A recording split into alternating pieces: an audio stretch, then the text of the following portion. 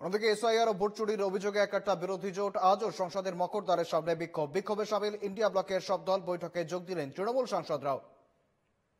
কার্যত এসআইআর ইস্যুতে উত্তপ্ত দিল্লি এবং লাগাতার বিক্ষোভ সংসদের ভেতরে বাইরে লাগাতার বিক্ষোভ ইন্ডিয়া জোটের। আজকেও কিন্তু কার্যত সেই একই ছবি দেখা যাচ্ছে।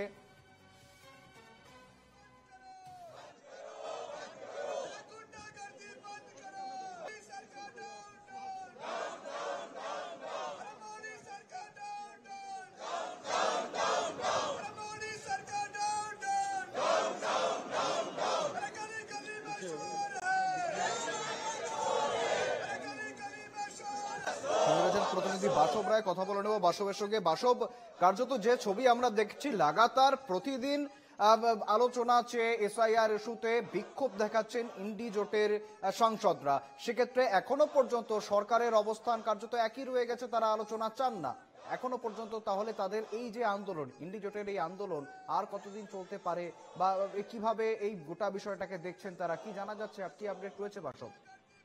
ঘটনা হচ্ছে ইন্ডিয়া ব্লক যে আন্দোলন করছে এটা আজকে মাটি বাস্তবতা আছে, গ্রাউন্ড রিয়ালিটি যাকে ইংরেজিতে বলা যায়। তার কারণ হচ্ছে রাহুল গান্ধীর যে ফায়ারি প্রেস কনফারেন্স ছিল 7 অগাস্ট, তারপরে এই যে ভোট চুরি নিয়ে, অর্থাৎ নির্বাচন কমিশন বা যেভাবেই হোক আমাদের যে ভোটার তালিকা যার মাধ্যমে দেশের সরকার বা বিভিন্ন বিধানসভার যে সরকার গড়ে উঠেছে, তো সেই ভোটার তালিকা নিয়েই এখন প্রশ্ন উঠেছে এবং এই প্রশ্নটা যত দিন যাচ্ছে এটা জোরালো হয়েছে, সে রাহুল গান্ধীর জন্য হোক বা ইন্ডিয়া ব্লকের জন্য হোক।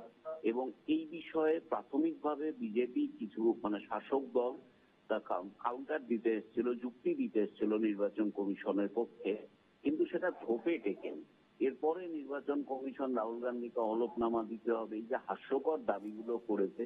এবং তারপরে যে একটা পরশু দিন রবিবার একটা 1.5 ঘন্টা 1 ঘন্টা 24 মিনিটের নির্বাচন কমিশন যে প্রেস মিট করেছিল, সেখান যে নির্বাচন কমিশন যেসব কথাবার্তা বলেছে অনেকের মতেই এগুলো হচ্ছে খুব হাস্যকর কথাবার্তা, কারণ মূল প্রশ্নগুলোর উত্তরই দেয়নি। আর বাচ্চারা যেমন আগুনে হাত দিয়ে ফেলে ভুলবশত, তারপর বুঝে ঝাঁসটা কি।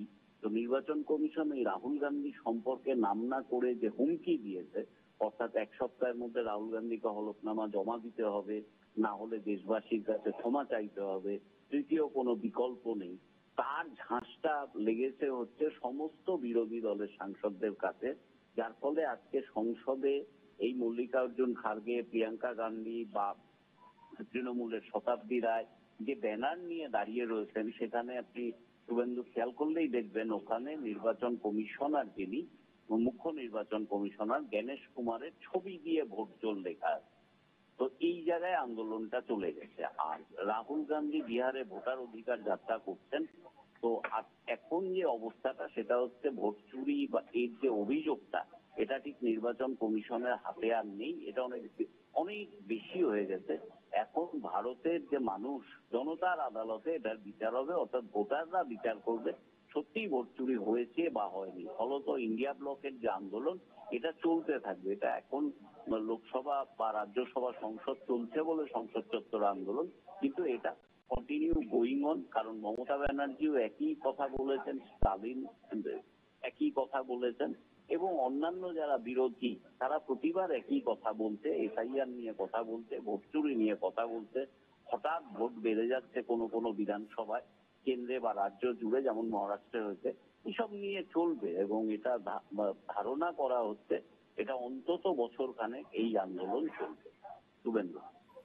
একেবারে বাসব, ধন্যবাদ তোমায়। অন্যদিকে মল্লিকার্জুন খার্গে ঠিক কি বলছেন শুনবো।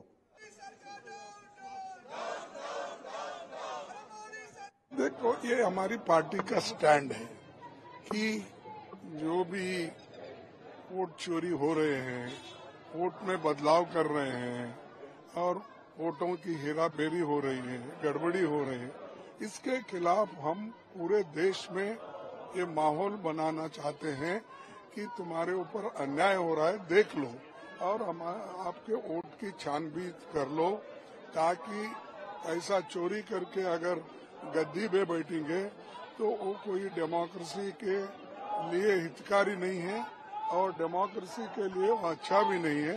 संविधान की हत्या है ये। और आज जो इलेक्शन कमिश्नर बोल रहे हैं, धमकी दे रहे हैं हमको कि अगर आप अपडेट नहीं दिए 7 दिन में हम वो करेंगे ये करेंगे। उनके पास एक हथियार है तो हमारे पास भी हथियार है।